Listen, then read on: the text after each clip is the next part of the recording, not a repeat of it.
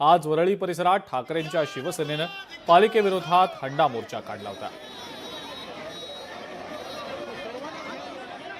आणि याचाच आढावा आमच्या प्रतिनिधी मीनाक्षी म्हात्रे यांनी घेतला. आपण पाहूया.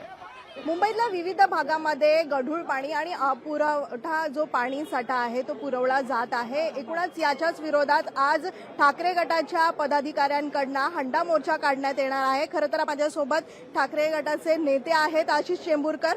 सर, सगळेच पदाधिकारी तुम्ही जमलेले आहात. खरं तर आज हंडा मोर्चा जो आहे जी दक्षिणला निघत आहे, पण त्याआधीच नोटीस जी आहे ती पोलिसांनी बजावलेली आहे. काय मोर्चाचं स्वरूप असणार आहे आता?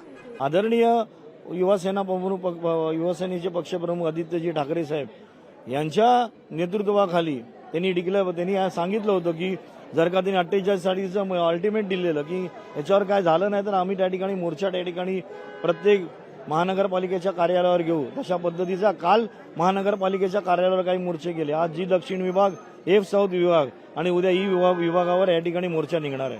मला सुद्धा नोटीस आलेली आहे, कळलं ना. शेवटी लोकशाहीनी प्रश्न सुटला पाहिजे. मोर्चा काढणं लोकशाहीचा भाग आहे ना. हंडा मोर्चा काय, आज आम्ही पण पाणी पितो, कळलं ना. आम्ही पण आंघोळीला पाणी वापरतो, तुम्ही वापरत असाल, पोलीस बांधव वापरतात, कळलं ना. कळलं, त्यांचा आदर ठेवून आम्ही त्या ठिकाणी मोर्चाचं या ठिकाणी आयोजन या ठिकाणी केलेलं आहे. जनताही त्याच्यामध्ये आमच्या या कार्यक्रमामध्ये सगळी उतरलेली आहे. पण आम्ही जिथे राहतो तिथे सुद्धा आम्हाला पाण्याचा जटिल प्रश्न आहे. लोक अक्षरशः त्रस्त झालेली आहेत. 10 वेळा ह्याला पाण्याच्या जी साऊथमध्ये जर आम्ही गेलो तर ते तेवढ्या पुरता नाही, आम्ही सुधारणा करतो पण त्यांच्याकडनं काहीही सुधारणा होत नाही. म्हणून हे जनतेला पाऊल उचलावं लागलंय आणि त्याला आमची शिवसेना उद्धव बाळासाहेब ठाकरे पक्षाची त्याला साथ मिळालेली आहे. 23 माळ्याचा टॉवर आहे, तिथे पाणी पोचत नाही आहे. त्यासाठी आज चाललोय आम्ही. आमच्या आदरणीय आदित्यसाहेब ठाकरे त्यांच्या नियमानुसारच आम्ही चाललोय ना.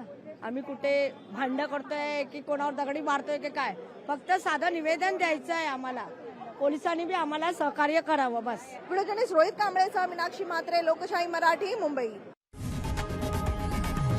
लोकशाही मराठी ऐका, पहा, जागरूक रहा.